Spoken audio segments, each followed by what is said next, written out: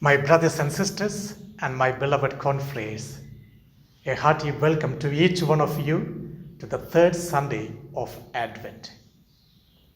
I'm reminded of an interesting story about an old couple.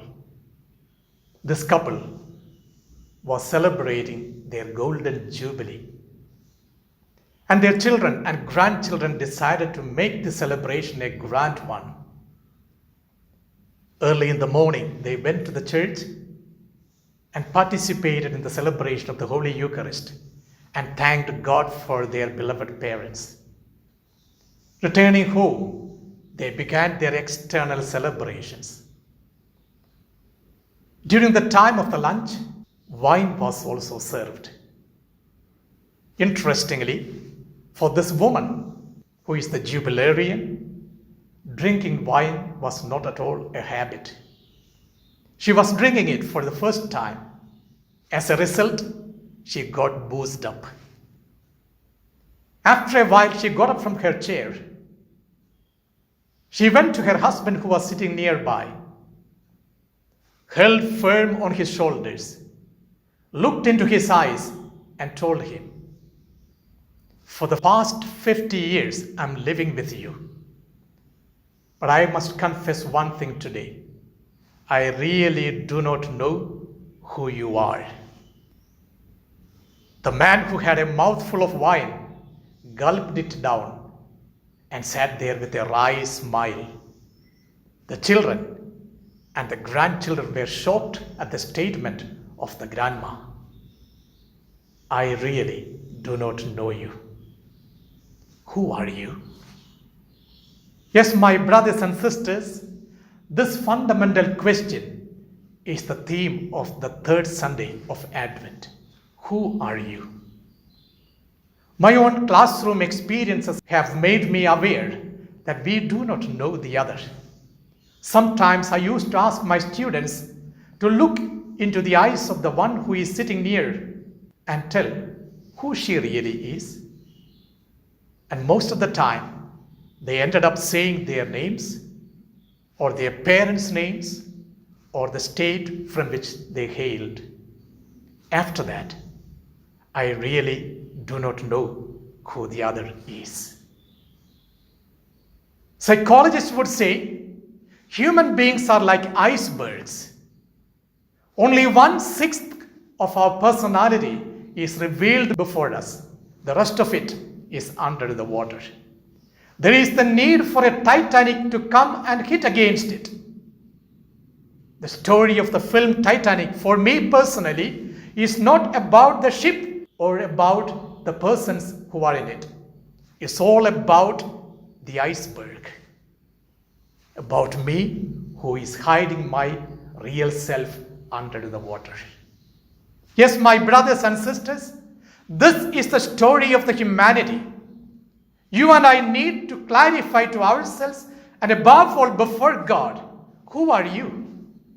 Today, in the Gospel, a group of people come before John the Baptist, sent by the Sadducees and the Pharisees, and they ask the question to John the Baptist, "Tell us who you really are. Are you Elijah the prophet?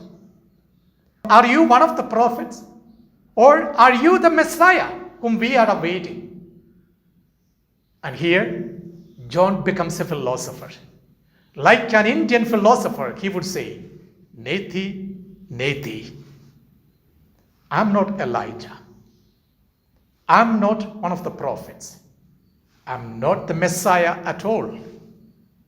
I'm merely the voice of the one who is crying out in the wilderness, 'Prepare the way of the Lord, the highway for the Lord.'" Resembling the voice of Prophet Isaiah in the Old Testament, John reminds himself and his listeners, "I'm only a voice of the Lord who is yet to come to redeem each one of you. I'm just preparing the way, making straight the path so that we can encounter him worthily." Yes, I am the voice of the Lord. Saint Augustine would say, Jesus Christ is the eternal word. And John the Baptist becomes a temporary voice for him for a while. The voice of the one who is crying out in the wilderness is the voice of redemption. This voice brings us back once again to the Old Testament. The people of Israel, who were under the slavery of the Egyptians, later under the Babylonian slavery, are now brought to a new redemptive lifestyle. And Prophet Isaiah becomes a mediator for them to show the way. Prepare the way of the Lord, make straight his path. This is exactly the vocation of a Christian. The Christian is the person of the other side. Every Christian is called to move towards the other side. The other side is the person of Christ, and all others become the voice of the one who is on the other side. Have you looked at the other side? There's a beautiful life incident mentioned about Irina Slandarova, a Polish woman who is now 97 years old and is now nominated for the Nobel Peace Prize for a great gesture of saving the life of 2,500 children who were in the Warsaw Ghetto in the Polish Nazi concentration camp. When asked how she could do this great adventurous gesture, she told, "It's all because of an inner voice that emerged." She says that her father was an inspiration for her. Her father was a doctor who was serving a lot of patients during the time of the plague. And as it normally happens, he himself died of the plague. But before his death, he called his daughter Irina to himself and told her, "When you see someone drowning in the water, even if you do not know swimming, jump into the water and save his life." Yes, my brothers and sisters, this is the vocation of a Christian. You need to be a person of the other side. St. Paul in his letter to the Thessalonians today says, "Be always grateful and rejoice in the Lord, because the Lord hath prepared the way for you." And this Lord is the one who is calling you today to hold fast to what is good and do always what is right. Christians are people of morality, and the morality that we hold is the principle that is derived from the person of Jesus Christ, who is always righteous. Yes, my brothers and sisters, today is a reminder for us to recognize who we really are. Are you today becoming the voice of the one who is crying out in the wilderness, "Make straight the way of the Lord"? Can we take cue from John the Baptist and stand positively in our own life situations? Look into your own families. Does your wife know you?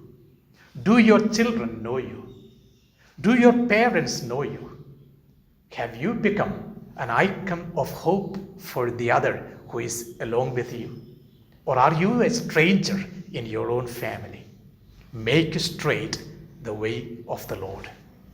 Become a person of the other side. Let us take cue from the readings of the day and become more and more conscious of our vocation to define our own personality and to become people of the other side. Amen.